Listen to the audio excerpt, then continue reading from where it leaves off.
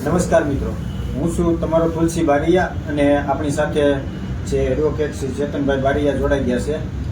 તો આપણે ચેતનભાઈ પાસેથી જાણીએ કે જે હાલ જે ચર્ચાનો વિષય છે ચૈતરભાઈ વસાવાનો, કે જેમને નર્મદા સેશન કોર્ટ દ્વારા જે સજા ફટકારવામાં આવી છે તેમના વિશે આપણે ચેતનભાઈ પાસેથી માહિતી લઈશું. જી ચેતનભાઈ. ખરેખર તુલસીભાઈ ચેતરભાઈ વસાવા એક આદિવાસીના સીએમ કહેવાય. તો ખરેખર એના ઉપર જે ગુનો દાખલ થયો હતો તો એ ગુનામાં ફાસ્ટ ટ્રાયલ ચલાવી અને સ્પેશિયલ સરકારી વકીલની નિમણૂક કરી અને ઝડપી કેસ ચલાવીને એને જે એને સાથી મિત્રો જે 9 ટોટલ વ્યક્તિ હતા એ 9 વ્યક્તિને દોષિત ઠેરાવીને બધાને 7 વર્ષની જે સજા કરવામાં આવી છે.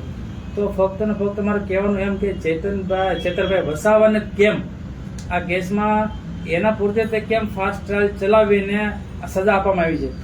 ખાસ કરીને જણાવું તો તુલસીભાઈ, આવી તો અસંખ્ય ઘટનાઓ બની છે જે 302 અને હાઈ પ્રોફાઇલના જે કેસો બન્યા છે. તો હું તમને ટૂંકમાં માહિતી આપું તો મોરબીનો ઝૂલતા જે પુલ ઉપર જે દુર્ઘટના બની હતી 30 ઓક્ટોબર 2022ના રોજ, એમાં 100 થી 141 લોકોથી વધારે એમાં મૃત્યુ પામ્યા હતા. અને રાજકોટ ગેમિંગ ઝોનની વાત કરું તો એમાં 27 કરતા તો વધારે બાળકો એમાં મૃત્યુ નિપજ્યા હતા. આવી રીતે એક હિટ એન્ડ રન કેસ બન્યો હતો તથ્ય પટેલ વાળો, એમાં 9 લોકોને કચડીને મારી નાખ્યા હતા. તો દુર્ઘટના આવી તો બહુ બધી બની છે. પેલી હરણી બોટની કાંડ લઈ ગયો, એમાં 18 જાન્યુઆરી 2024ના રોજ ઘટના બની હતી. એમાં 14 બાળકો અને 2 શિક્ષકો હતા. તો આવી અસંખ્ય ઘટનાઓ બની છે.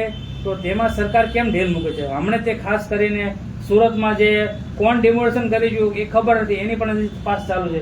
તો આવા અસંખ્ય ઘટનાઓ બની ગઈ છે. ખાસ કરીને વાત કરું તો તક્ષશિલા કાંડ આપણે સુરતમાં, એના કેસો હજી પેન્ડિંગ છે.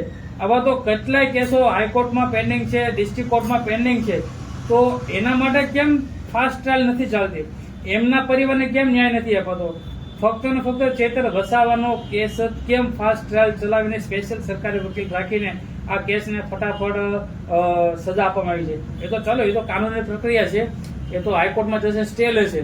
પણ મારું કહેવાનું એમ છે કે આ ફક્ત ને ફક્ત મારા માનવ મુજબને જાણવા મુજબ સરકાર આ વ્યક્તિને દબોચવા માટે, એનો અવાજ બંધ કરવા માટે આ ષડયંત્ર રચ્યું હોય તેવું મને ચોક્કસ લાગે છે.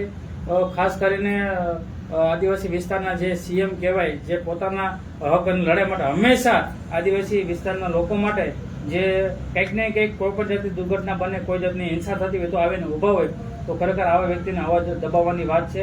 હું ખરેખર ચેતર વસાવાને દિલથી સપોર્ટ કરું છું અને